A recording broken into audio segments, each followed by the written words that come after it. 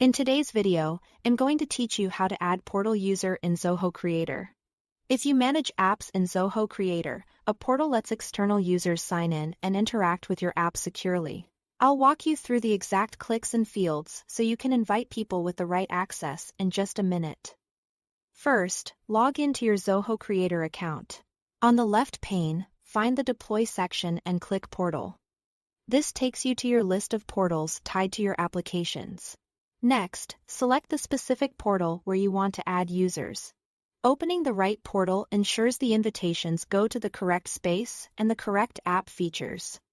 Now, add users. Depending on what you see, the button location can differ slightly. In a new portal, you'll find a +Add Portal Users button prominently in the center.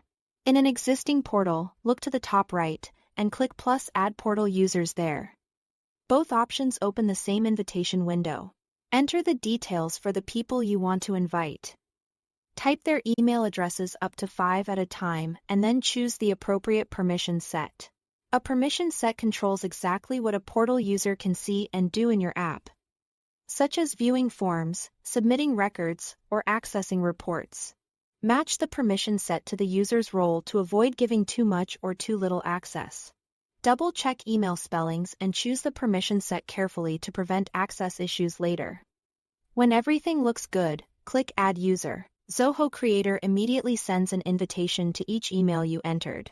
At this stage, your job in the console is done, but here is one important requirement on the user side. They must accept the invitation from their email to activate their account. Until they click that link and complete the acceptance, they won't be able to sign in as a portal user.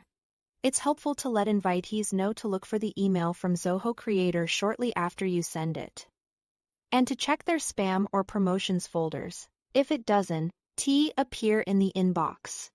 If you are inviting a group, you can batch them in small sets of up to 5 and repeat as needed, keeping the same permission set for consistency. That's the complete process. Thanks for watching.